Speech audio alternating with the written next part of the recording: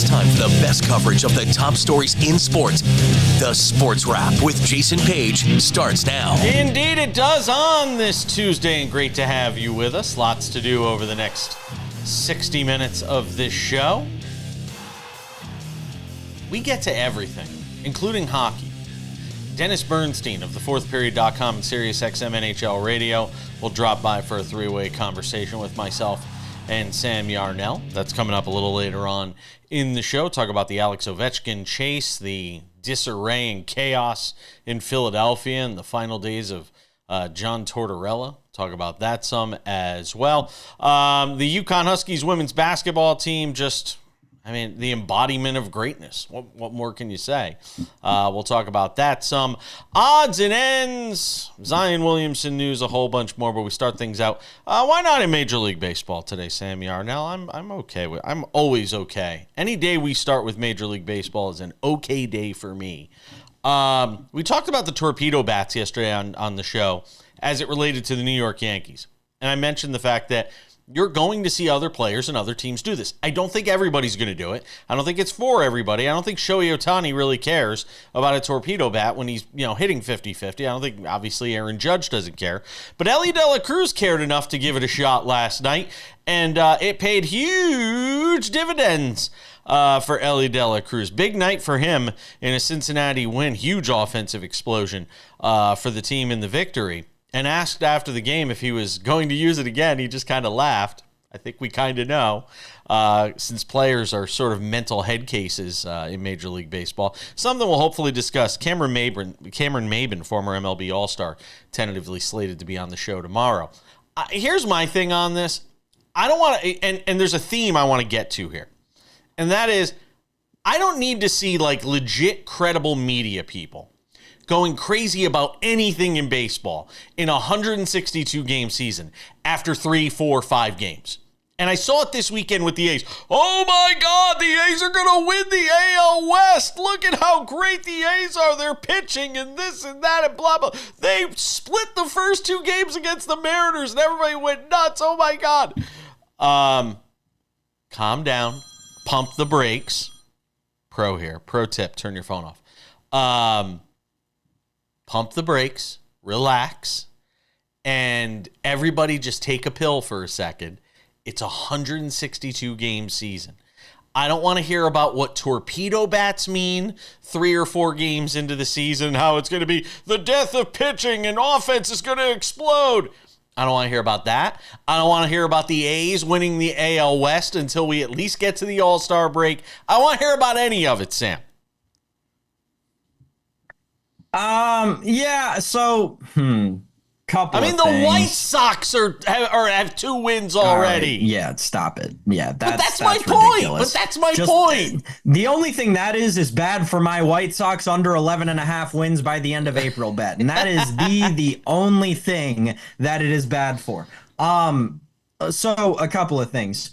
On the subject of the torpedo bat, I want to talk a little bit more about that because we talked about it on the show yesterday, and then I went and actually talked to some people close to Major League Baseball. And close.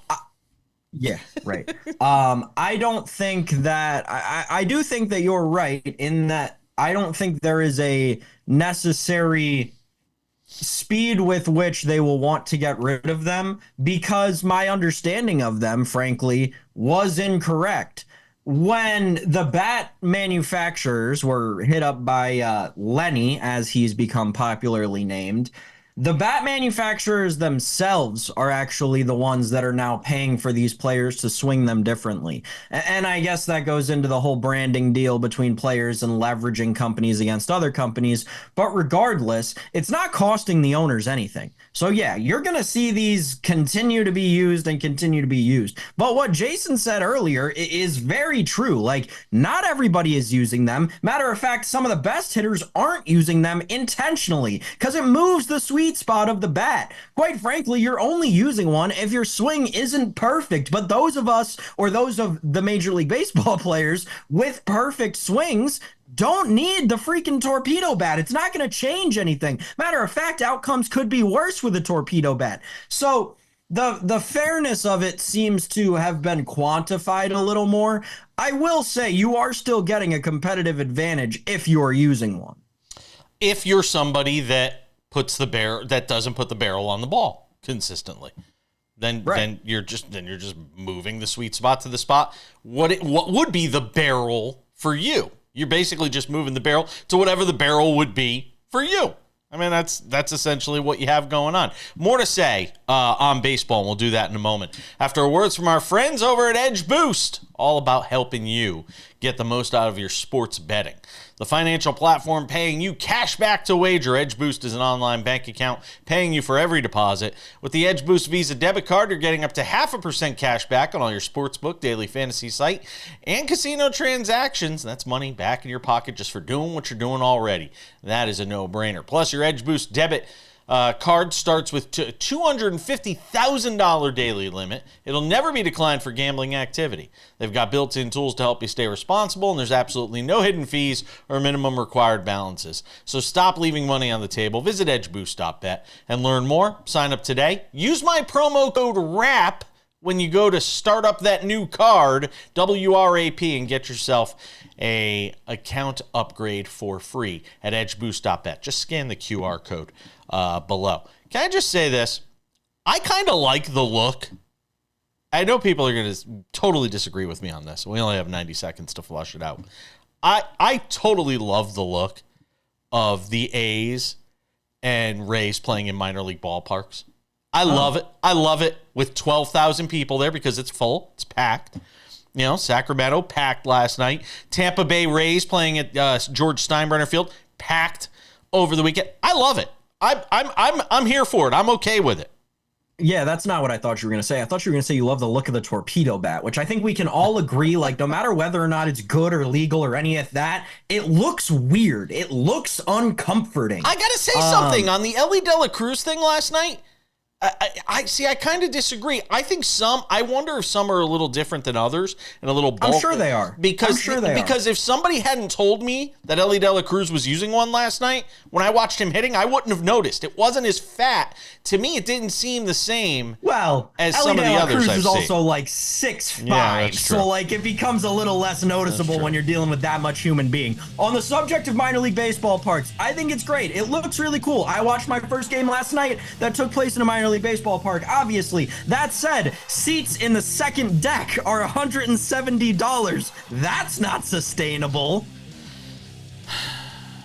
Maybe it's just a per game pricing. By the way, Carson Kelly hit for the cycle. We buried the lead.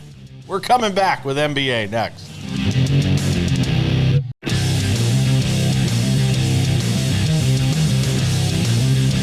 Welcome back to the show. Dennis Bernstein coming up in 10 minutes to talk about the NHL. I want to do some NBA. I know we usually do a lot of it on Wednesdays when Kurt Heelan's on the show, and we will tomorrow. But I wanted to talk a little bit about this Zion Williamson decision and the Pelicans deciding they were going to sit him along with CJ McCollum for the remainder of the season. So it's the rare NBA segment for Sam and myself as it relates to his favorite sport, the National Basketball Association. And by the way, it's Dennis Bernstein's favorite sport as well. Just ask him. He'll tell you. So let's talk about this. I am normally of the opinion when it comes to Zion stories that he's got to get in shape. The reason he's having all these leg problems is because he doesn't take care of himself and all those things. Here's the reality. When he's been on the floor this year, he's been good. He's averaged almost 25 a game. He's still averaging 7 rebounds a game, 5 assists. I mean, he still fills up the stat sheet, still shoots for a high percentage. And I get the idea that 4 of his 6 seasons now in the NBA, he hasn't been able to play more than 30 games. 24 in his rookie season, didn't play in 21-22, 70 games, 29 games in 22-23, and just 30 games this year before they shut him down with a bone bruise in his back. I'll also say this. I think this is as much about the Pelicans wanting to get as many ping pong balls as they can to try and get Cooper Flagg in the draft. And from that perspective, hey, if you're going to tank right.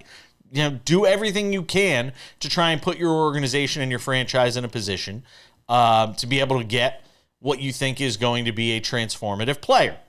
We can argue about whether or not he is that. I think he's going to be really good. I don't think he's going to be great. I don't think, well, maybe great, but I don't think he's going to be Wemby. Wemby's a transformative player. I don't think Cooper Flagg is. We can sit here and have that debate another time, though. This isn't a conversation to me, and I know I might be the sucker here when I say what I'm about to say. I know I might be the chump who's, clicking the Nigerian prince email for $10 million. I know I might be that guy. You just want a new car. Click here to get it. Scratch off the ticket. I might be that guy. I think Zion Williamson is going to have a huge 2025, 2026 season. I think he's going to be healthy. I think he knows that time's kind of running out. The narratives, have sort of been written. And I think he's going to have a huge season next year, especially if things fall right for them in free agency and the draft. Go ahead. Tell me how nuts I am. You're old, man. I mean, you didn't even use the right analogy. The current scam, it's the Easy Pass one. Haven't you gotten it? I have. The text? I have. You owe $37 on your Easy Pass, and then you go to pay it, and the next thing you know, your bank account is somehow empty. That's the scam that you're falling for with Zion Williamson next season. No. So a couple of things. I'll start with the Zion thing. I think in the world that you've just kind of constructed where the ping pong balls bounce the way of the New Orleans Pelicans, and they end up with that number 1 overall, and they go with Cooper Flagg. By the way, completely with you. Don't think that Flagg is this transcendent player the way Wemby is, the way, the guys we're going to have coming out of the draft next year are. He's not them. But he is special. He is a great player. He's a great basketball player. So say the Pelicans get the number 1 overall pick. They take Cooper Flagg. That's where I think your bold prediction about Zion really comes into play. If they get Cooper Flagg, so much of that load is taken off of Zion Williamson. His minutes go down a ton, right? He's only playing really in clutch time. He's only playing when they really need him out on the floor, and he can succeed in that too big offense. Cooper Flagg can take that pressure off of him in that offense and also on that defense, because let's not forget, when healthy, like you said, Zion Williamson, a great defender as well, when he gets all the way back down the floor, that is. So that's point one. The second thing is back to the original point of the conversation, the Pelicans ruling out Zion and CJ McCollum for the remainder of the season. And Jason, this was something that was postulated yesterday to someone, or to me by someone, right? And I really didn't kind of think about it. And then the day kind of wore on and it wouldn't get out of my head. I had to keep thinking about this idea that CJ McCollum, really, when you think about it, was kind of the linchpin in this whole problem with the NBA that many people, myself included to an extent, blame on LeBron James, right? CJ McCollum was the linchpin in, all right, dynamic duos are no longer competing with super teams. We're going to mail it in, the Portland Trailblazers. We're going to sell off all these pieces. And at the end of the day, Golden State Warriors, you did it. You beat us up for so many years. We're never going to get to the finals. We're never going to win the championship because, quite frankly, a dynamic duo can't compete with a super team. CJ McCollum leaving for the New Orleans Pelicans was the end of that dynamic duo and the surrender to the super team at the time that was the Golden State Warriors, Jason. So I think this is just another chapter in the book of CJ McCollum that really does not get enough credit for how detrimental it was to the sport of basketball as a whole. How awful it was for basketball. By the way, the Pelicans right now, 4th worst record in the league, behind the Hornets, Wizards, and the Jazz. So if you're thinking about potentially getting Cooper Flagg, there you go. They have the 4th worst record in the league, and they're just 2 games behind the Hornets for the 3rd worst record in the league. So. But the Wizards are going to have 14% of Cooper Flagg. God. where does the NBA want him to land? Well, right now your options none of them. are The Hornets, Wizards, Pelicans, and Jazz. They don't want him to end up in any of those places. Yeah, no kidding. I mean, they're preying on the combined 19.5% chance that there is that he lands in Philadelphia or Brooklyn. There's a 1 in 5 chance he's playing in Philadelphia or Brooklyn next year. That's true. Yeah, maybe Brooklyn. They certainly wouldn't mind. They certainly wouldn't mind that. Philadelphia either. I think the league. Philadelphia has found a way to screw that thing up so bad that at this point, I don't know. Yeah. I mean, that thing is a mess with PG-13 and But and what I Embiid. just said about Zion and Cooper Flag, imagine it about Embiid and Cooper Flag. If Embiid could ever stay on the floor. And we're done. Dennis Bernstein next. Welcome back to SportsWrap. Let's talk some hockey.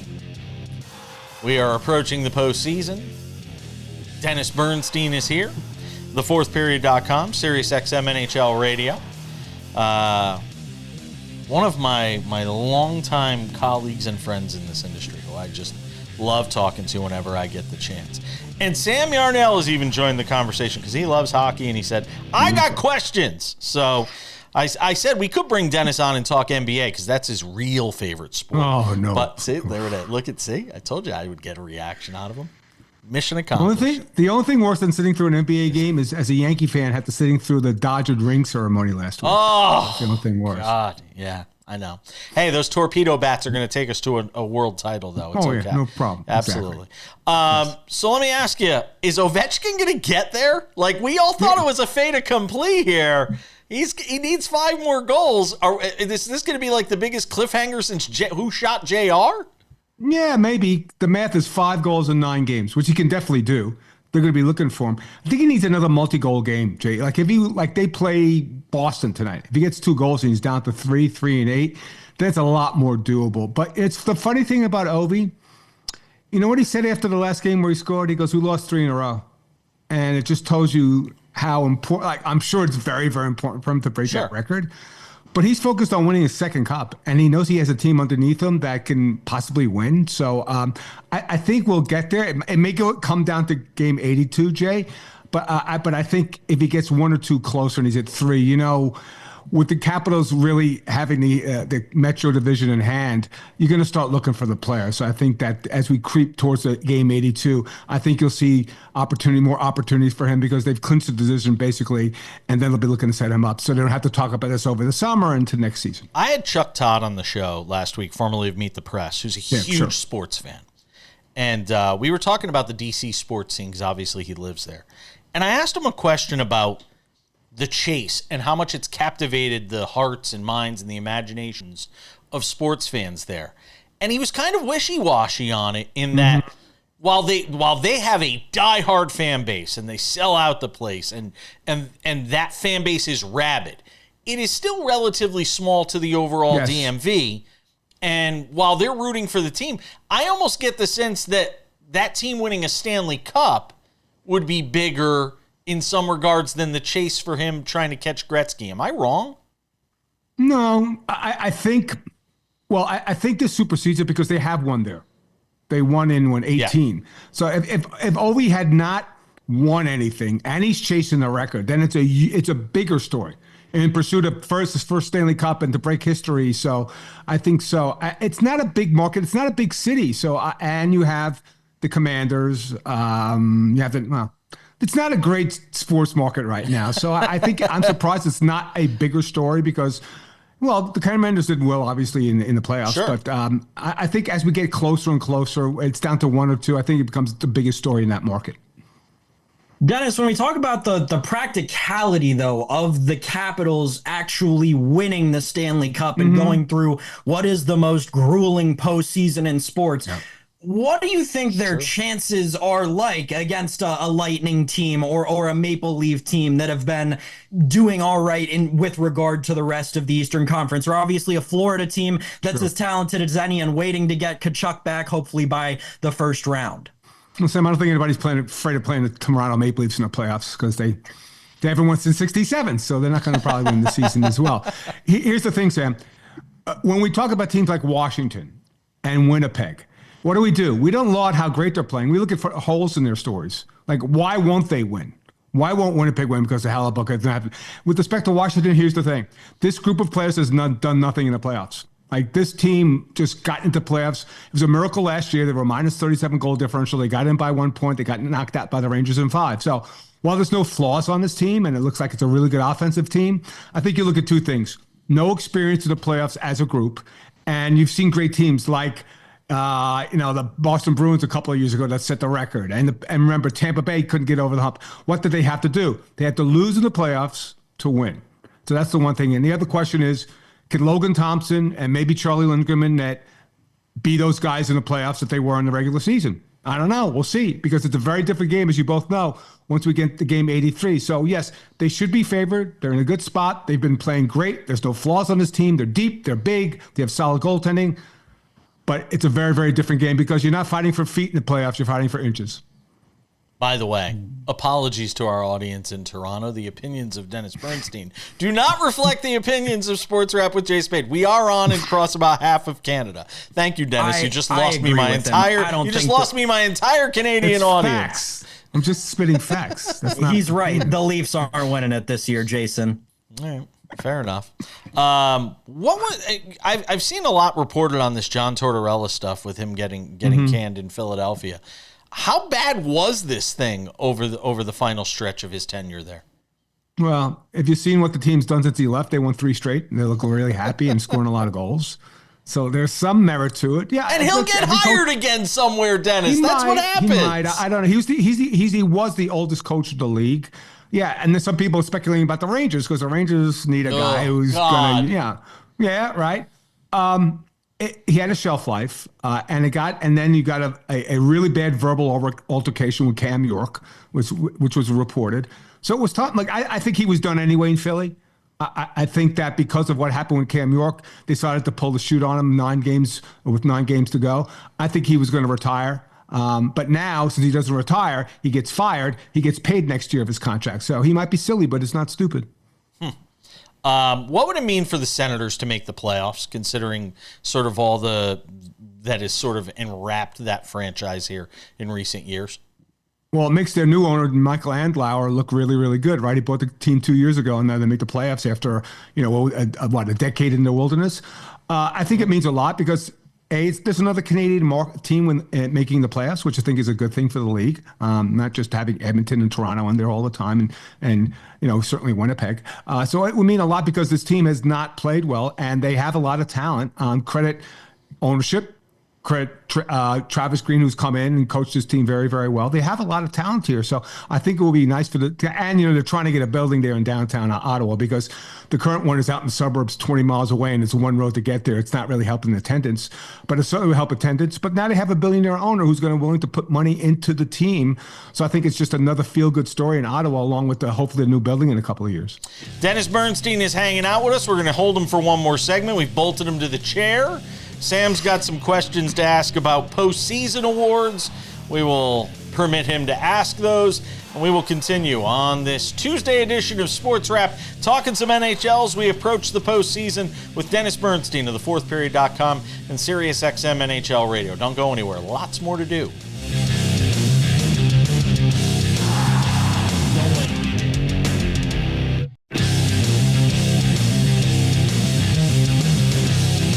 All right, coming up in 10 minutes, the greatness of Gino Auriemma and the UConn Huskies. Something to consider. But first, we continue the conversation on the NHL with Dennis Bernstein of thefourthperiod.com and SiriusXM NHL Radio as we approach the NHL postseason. Went through some stuff in the Eastern Conference. Sammy Arnell, fire away. Dennis, we finished the last segment talking about the Ottawa Senators, obviously a team getting ready to end their playoff drought. I want to talk about the team with the longest playoff drought. Lindy Ruff came into Buffalo this year. Obviously, it didn't work. Are he and Kevin Adams both gone after this season in your mind? Sam, I thought we were pals. We're going to talk about the Buffalo Sabres. If it was me, and here's the thing. people will point at ownership. They go, oh, it's ownership's fault. They also own the Buffalo Bills, and Buffalo Bills are pretty good. And they're a pretty well-run organization. So it's not ownership because they're willing to spend the money. Sam, to your point, there needs to be a cultural change in Buffalo. It has to happen. And that starts with the general manager, Kevin Adams. My assumption is if he's replaced, then the new GM gets to pick his new coach. And I don't know why Lindy Ruff went in there to begin with. It didn't seem a right fit, and it hasn't worked. There's a lot of talent on this team. I think they're 8th in scoring. Here's the thing. You have 2 first overall picks on the blue line in Darlene and Owen Power, and you still suck on defense, and you can't find a goaltender. They need goaltending and defense. So I would change it. And the other thing, Sam, if you watch this team, about a month ago, Tage Thompson got hit in the head. Nobody went after the guy to hit him in the head. And then a couple weeks later, Rasmus Dahlin's going to have to fight 3 guys at the goal mouth, and nobody's coming to his protection, and he's the captain of the team. Culture change. That starts at the top. It starts with the general manager. What they think they need to do is what some other organizations have done, like Colorado. Bring in a figurehead to be the president of hockey operations. Bring in a GM that knows what he's doing. Because Kevin Adams wasn't a GM before. He was running the financial side of Harborside, the arena in Buffalo. I think it starts at the top. You could change out the players. You could always do that. But I think when you look, and it's gone, on 13 years of not being the players for Buffalo, I think they need a culture change. That would start with Kevin Adams. So I assume that change the GM, you also would change the coach next season because it just hasn't worked. Now, as we move from the really bad, like cannot get worse, to the best of the best, let's talk about the Hart Trophy and the regular season MVP for this year. It's a foregone conclusion that Connor Hellebuck's going to win the Vezina. Does he have a chance at the Hart, Dennis? I'm old school, Sam. I'm a voter. The MVP for goaltenders is the Vezina. He has a shot. Maybe he's one of the finalists if they do still name, because they're not doing the NHL awards this year. So if there are 3 finalists, maybe he gets the 3rd. I wouldn't vote him first. I wouldn't, because I think Draisaitl and McKinnon are having 2 fabulous years, and they play 82 games.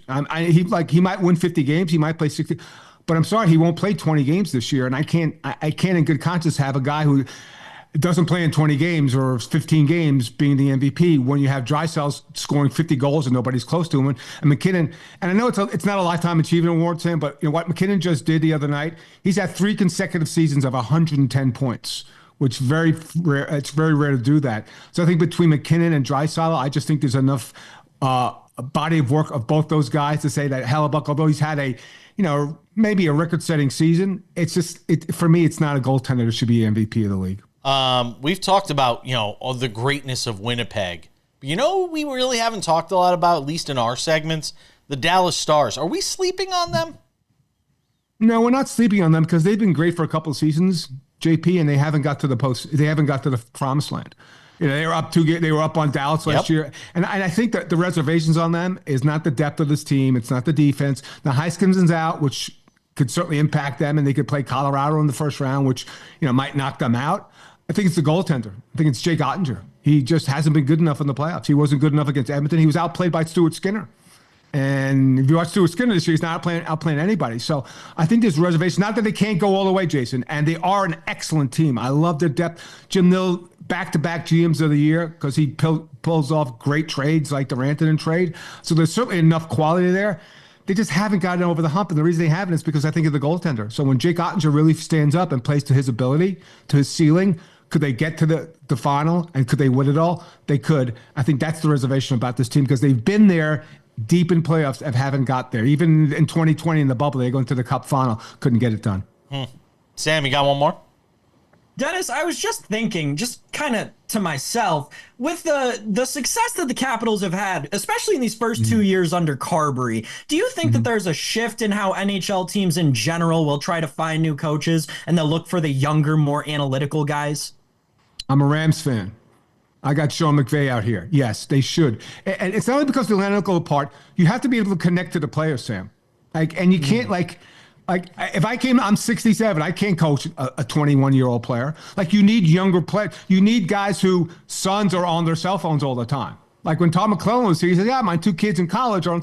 You need to be able to connect to the players and you be able to motivate the players. I think it's a younger voice like the Carberries, and he's done a fabulous job, Sam, as we all have known, the 2 years. I mean, he should be the Jack Adams winner without question, taking this team to the top of the standings. But I think that's what you need, because you need to connect with the players because, even though the only power that you have as a coach is benching guys, you can't really bench a $10 million a night player for more than one game to send a message. So I think it's those type of coaches. And there are your older coaches like Jim Montgomery's doing a great job in St. Louis. And he connected the players. It's got to be a not a my way or highway guy. It's got, Brian Burke once told me this one line. He goes, back in the day, you told a soldier, why just take that hill.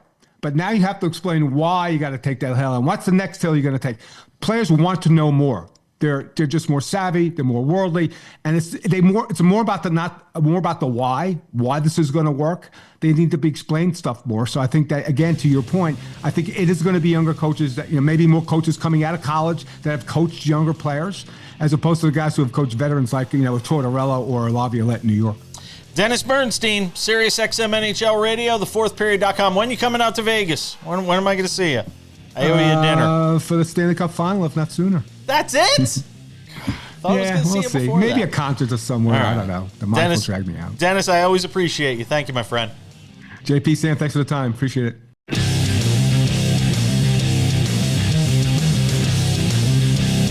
Sports Wrap rolls on a Tuesday.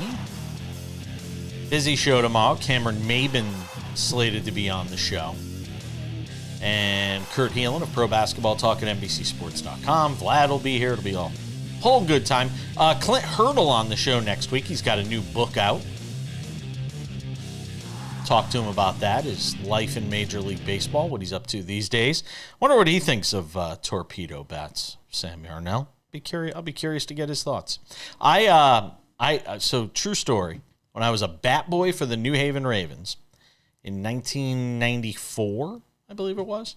I was a bat boy for the New Haven Ravens. They were the AA affiliate of the Colorado Rockies, their first season in Major League Baseball. And I was the bat boy for the AA team. Me and a kid named Armand used to switch dugouts back and forth. And Clint Hurdle was the roving minor league hitting instructor for the Rockies that year, and that was the first time I ever met Clint Hurdle. So I doubt he'll remember me, but it'll be fun to reminisce with him and talk about his life in baseball and what it's taught him. Because if you go through the book, Hurdleisms, I believe it's called, you certainly get the sense that he has learned a lot from his time in Major League Baseball. Go ahead, Sam. I'm just gonna be honest here. I'm gonna let you down real easy a week in advance so that your heart isn't broken come the day. But I don't think that he's gonna remember a bat boy from AA 31 years ago. No, I don't think he's going to. Even as obnoxious as I was, he's definitely not going to remember me. So let's talk about the UConn Huskies women's basketball program. 16 Final Fours in the last 17 years. Now, I know some people will look at this and say, this has a lot to do with, the lack of parity that there was in women's college basketball for so many years, and that's obviously changed here in recent years as we start to see some different teams in the mix when it comes to women's basketball that weren't for so many years. But just let that soak in for a second, to steal a term from Anita Marks, who's been very good at stealing things in her career. Let's say marinate in it for a moment here when it comes to Gino Auriemma and what he's done in his career. This is remarkable stuff. Like, this level of greatness, to be one of the Final Four teams in the NCAA tournament, all the games that you play during the regular season. And granted, again, a lot of those are gimmies. They're cupcakes because UConn is just so talented from a year in, year out roster standpoint, and they will continue to be. It is something else to sort of marvel at what he's done. Now, granted, it has been a while since he's won the big one. And in this new era of women's college basketball where there is more parity, the fact that he hasn't won the big one is certainly something that sticks out like a sore thumb. And if USC has Juju Watkins last night, he may very well not win the big one this year either. As we saw, Juju Watkins and this USC team beat UConn earlier in the year. Still, you've got to stand up and sort of applaud what Gino Auriemma has accomplished here over the last 20 years. Yeah, no, undoubtedly. I mean, I got to play the heel here. Obviously, that's what I'm here to do. But yeah, when you have the resources that have been put into that program because of the dynastic run that it's been on for the better part of the last 3 or 4 decades, yeah, you should make 16 of the last 17 Final Fours, quite frankly. With exactly what Jason said, the lack of parity in women's basketball, quite frankly. That coupled with the fact that the first 2 rounds of the women's basketball tournament are still played at home. I don't know when we're going to get over that and turn this into a real basketball tournament where you actually have to go to a neutral site to play every round. Objectively easier to get to the Final Four when you're getting halfway there with 2 home games. I also think that like when I heard that stat last night at the end of the game or on SVP after the game, whoever mentioned it, my first thought was, wait. They've been to the Final Four and we're talking about how Gino hasn't won a championship in a decade and a half. So that to me is where this all kind of comes into question when you look at how many Final Fours they've been to, but how many times they've, climbed the mountain only not to get to the top, especially in recent years. That's what's concerning for me. On the subject of the game last night, I mean, it sounds like you and I can kind of agree on if Juju Watkins plays in that game, it's either in overtime still or USC wins it in regulation. UConn simply didn't play their best basketball last night. We saw them play better than they played last night in the loss, quite frankly. If you go back and watch the loss, they were playing better as a team against USC than they were last night, but Paige Becker's dropping 31. When you have 2 players that combine for 55 of your 74 points, yeah, it's a recipe for success. 40 and 31 in the last 2 games for Paige Beckers, putting this UConn team on her back as she gets ready to depart for the WNBA. Real quick. 3rd most points by a single woman in a single double in an NCAA tournament. And what's crazy is I think she's now 3rd all time on the UConn Huskies women's all-time scoring list. She missed a season. I mean, that's crazy. She'd easily be the all-time leading scorer. UConn certainly a favorite to win it all. We're coming back. Odds and Ends is right around the corner. How about free food for one FBS college football program?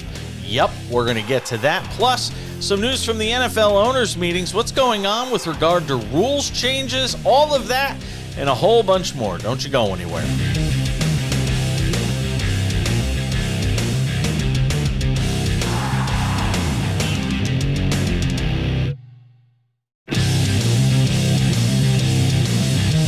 Just about time to put the wraps on this baby for a Tuesday. Don't forget, Sports Wrap with Jason Page, the podcast. Available on all your favorite podcasting platforms. Go and check it out.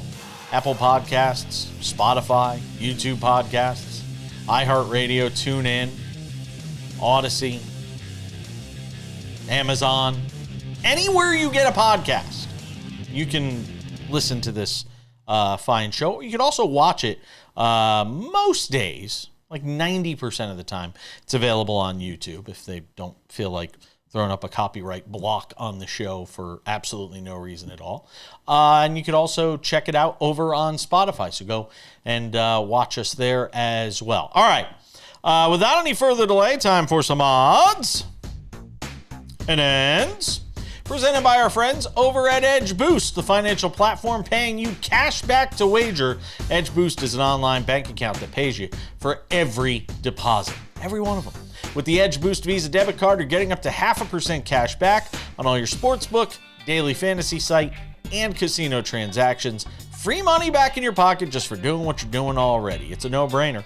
Plus, your Edge Boost debit card starts with a $250,000 daily limit, and it'll never be declined for gambling activity. They've got built-in tools to help you stay responsible, and there's absolutely no hidden fees or minimum required balances. Stop leaving money on the table. It's just, you're leaving it there. Visit edgeboost.bet. Learn more. Sign up today with edgeboost.bet. Or just scan the QR code below. Use my promo code WRAP, W-R-A-P. Get yourself a free account upgrade right now with our friends over at Edge Boost. Yes, Sam. I mean, NFL draft season around the corner, Jason. You got to get your Edge Boost all set up so that you can get the NFL draft bets in. They just opened up a bunch of the markets here in New Jersey. Did they? Yeah. Cam Ward right now. Ashton Genty. You would not believe this. What team do you think is the favorite? What? Go ahead. I'm so glad you mentioned Ashton Genty. I just saw a video of his workout the other day. Yeah. The guy looks like Mini Hulk. Oh my God. I couldn't believe how I've never seen a running back built like that before. The dude is massive. Yeah, you have. Saquon Barkley. He's built like Saquon Barkley. Is Saquon that big? Yeah. I don't know. Ashton Genty in the upper body looks way bigger. Oh, no. You know who it is? It's that running back for the Packers who never succeeded. They called him Quadzilla. Oh gosh, what was the name of that running back? That's who it is. That's what that workout video reminded me of. Man, I couldn't get over it. I gotta look blown away. All right, you go look it up. Well, I tell people why they're watching highlights of Coastal Carolina on their TV screen. Have you heard about this? Coastal Carolina, the first FBS program in America to offer free concessions to their fans. I mean, this is out of this world. The first question I got from my husband last night was, well, does that include booze? No, it doesn't include booze. We always go to booze. No, it doesn't include booze. But free concessions, nachos, soda, hot dog, all that stuff. That is a great gesture from the folks at Coastal Carolina. So if you go watch them next year, free concessions for you. Anyone going down to the surf turf? We might be setting up a field trip. Yeah, you don't even know what I'm talking about, do you? You don't even know that their turf at Coastal Carolina is colored seafoam green. They call it the surf turf. Look up the Coastal Carolina field and then insert a picture of it right there. It's really cool. AJ Dillon, by the way, was the name of Quadzilla, who I was trying to think of. And that is who Ashton Genty does remind me of build-wise. I mean, they're both just massive human beings. Yeah, they are massive human beings. There is other news from the world of football and in the NFL, Sam Yarnell. Owners' meetings are going on. By the way, Thursday on the show, Matt Verderam to recap the owners' meetings. He's down there in sunny Florida getting to check that out. So, what have we learned? What is going on at the owners' meetings, Sam? Oh my gosh. So a couple of different things coming away today, Jason. I believe they're finishing up today and I guess recessing until May because, obviously there's the second owners meetings that take place in May. Everyone saw the coach's photo. It looked great. They all looked super happy and sunny and like they had been outside for the first time in, a couple months. But the voting on whether or not the rules change, here's what we got. So they are moving the touchback out to the 35-yard line, 10 more yards on a touchback now on the kickoff.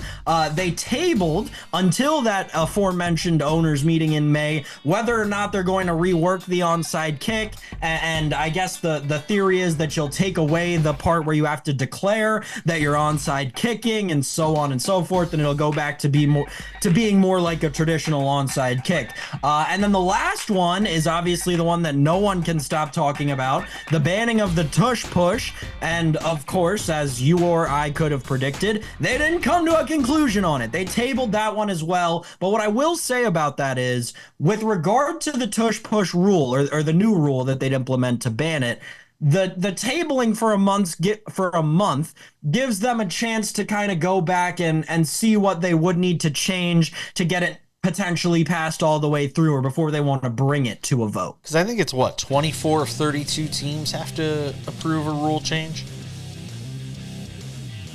Also gives the Eagles time to politic for the fact of why it shouldn't be banned, which they're going to do.